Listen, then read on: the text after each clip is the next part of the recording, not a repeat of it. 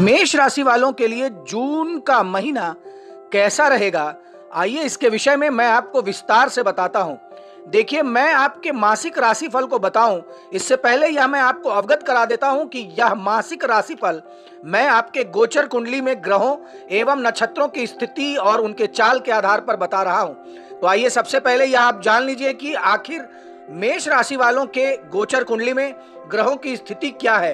देखिए, मेष राशि वालों के गोचर कुंडली में शनि महाराज दसम भाव के स्वामी हैं और वे अभी एकादश भाव में भ्रमण कर रहे हैं। वहीं चंद्रमा और राहु मंगल के साथ आपके गोचर कुंडली के 12वें भाव में उपस्थित हैं। शुक्र और बृहस्पति आपके गोचर कुंडली के द्वितीय भाव में बैठे हुए हैं। वहीं सूर्य बुध के साथ बुध आदित्य योग का निर्माण कर रहे हैं और यह योग आपके गोचर कुंडली के द्वितीय भाव में हो रहा है। तो ग्रहों की इसी स्थिति के आधार पर आइए मैं आपको बताता हूं कि कैरियर, आर्थिक, स्वास्थ्य, प्रेम और वैवाहिक जीवन आपका जून में कैसा रहेगा। तो सबसे पहले कैरियर के दृष्टिकोण से यह महीना क्या कुछ खास लेकर आया है। देखिए, कैरियर की दृष्टि से यह महीना अनुकूल रहने वाला है। दसम भाव के स्वामी शनि महाराज पूरे महीने आपके एकादश भाव में विराजमान रहेंगे, जिससे आप खूब मेहनत करेंगे।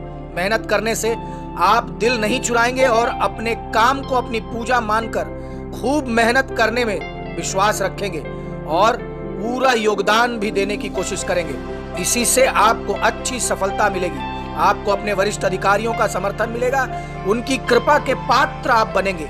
उनसे आपको प्रमोशन प्राप्त होने का तोहफा भी मिल सकता है। छठे भाव के स्वामी बुध महाराज आपके दूसरे भाव में शुक्र, बृहस्पति और सूर्य के साथ गोचर कुंडली में विराजमान रहेंगे, जिससे विरोधियों को पीछे छोड़ आप कार्यक्षेत्र में अपनी विशेष जगह बनाने में कामयाब रहेंगे। आपका कोई सहकर्मी आपकी मदद कर सकता है आर्थिक रूप से, और व्यापार करने वाले वैसे जातक, उनके लिए अगर देखा जाए तो यह महीना अत्यंत ही अनुकूल रहने की संभावना है।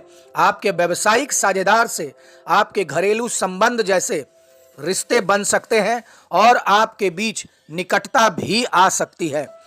आप अपने व्यापार को और अधिक बेहतर तरीके से समझकर साथ मिलकर और आगे बढ़ाने में कामयाब होंगे। अब आइए मैं आपको बताता हूं कि आर्थिक दृष्टि से यह जून का महीना क्या कुछ खास लेकर आया है।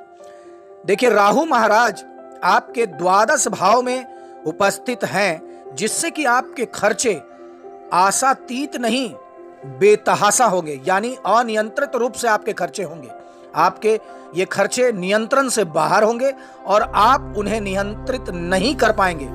दूसरे भाव में सूर्य, बृहस्पति, शुक्र और बुध की उपस्थिति यह बताती है कि यदि आप प्रयास करें तो महीने की शुरुआत से ही आप अपने धन को किसी अच्छी बचत योजना में लगा सकते हैं या फिर किसी बैंक में जमा कर सकते हैं, जिससे कि आपका बैंक बैलेंस बढ़ेगा और इस महीने आप कुछ धन संचित भी कर पाएंगे।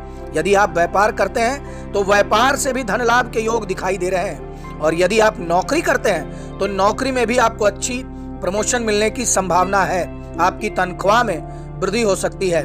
और अगर आप नौकरी या व्यापार नहीं करते हैं, बेरोजगार हैं, तो आप यह मानकर चलें कि अगर आप प्रयास करें तो आपको एक अच्छी धन का स्रोत भी मिल सकता है, जहां से आपको अचानक काफी मात्रा में धन लाभ मिलने के योग भी दिखाई दे रहे हैं, और इसका आप यह महीना पूरा लाभ उठाएं।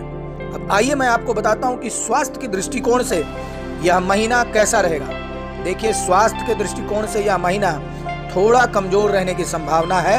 आपकी राशि में मंगल अपनी राशि में होकर आपको स्वस्थ तो बनाएंगे। आप शारीरिक व्यायाम अगर करें और योग एवं ध्यान पर थोड़ा समय व्यतीत करें तो आप अपनी स्वास्थ्य को उत्तम रख सकते हैं। अपने आप को तंदुरुस्त बनाना आपको खुशी देगा। इसके लिए सुबह की सैर अवश्य करें।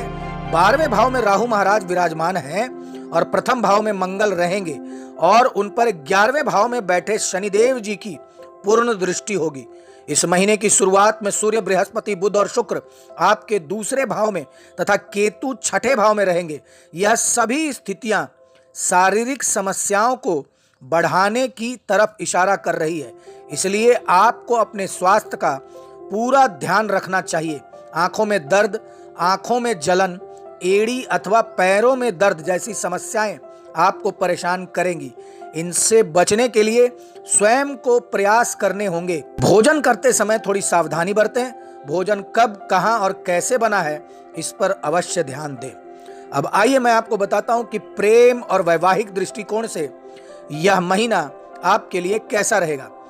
देखिए, यदि आप प्रेम संबंध की बात करें तो पंचम भाव के स्वामी सूर्य महाराज दूसरे भाव में बृहस्पति, शुक्र और बुध के साथ विराजमान रहेंगे, जिससे यह समय आपके प्रेम संबंधों के लिए अनुकूल रहेगा।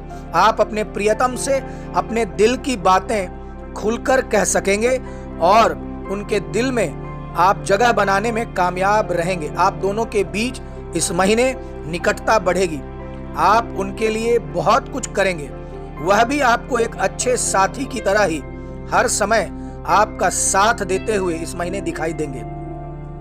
अपने प्रेम जीवन को सार्वजनिक आप कर सकते हैं और परिवार के लोगों, विशेषकर अपने किसी भाई बहन और किसी खास मित्र का सहयोग भी इस महीने आपको मिलेगा और आपका यह रिश्ता परिवार वाले ही सुधार सकते हैं और परिवार में इसी की वजह से खुशियां भी आएंगी। यह समय परिवार वालों की रजामंदी से प्रेम विवाह भी आपका करवा सकता है। इसलिए आप तैयार रहें और परिवार वालों के साथ मिलकर चलें।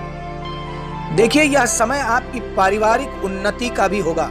हालांकि मंगल प्रथम भाव में बैठकर सप्तम भाव पर पूर्ण दृष्टि डालेंगे, जिससे आप अपने ही गुस्से के कारण अपने जीवन साथी को कुछ जली कटी बातें या कुछ उल्टी सीधी बातें कह सकते हैं, जिसके कारण उन्हें थोड़ा दुख हो सकता है और आपके बीच रिश्ता बिगड़ सकता है। इसलिए जल्दबाजी में आकर और गुस्से में आकर कोई भी ऐसी बात कहने से बचें जिससे आपको बाद में पछताना पड़े। शांति पूर्वक अपने वैवाहिक जीवन का लुत्फ उठाएं।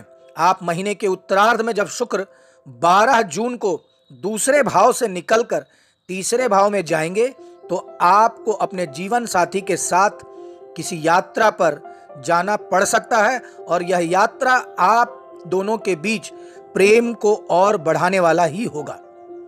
अब आइए मैं आपको बताता हूं कि आखिर आपको कौन से वे महा उपाय करने हैं जो आपके इस महीने को अत्यंत ही सुखद बना दे। देखिए, आपको प्रतिदिन सूर्य भगवान की पूजा उपासना अवश्य करनी चाहिए।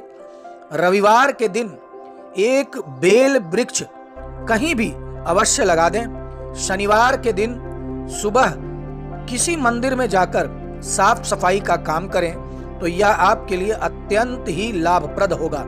और देखिए, प्रत्येक दिन यह महीने कम से कम 20 मिनट नंगे पांव घास पर या मिट्टी में अवश्य चलें। धन्यवाद।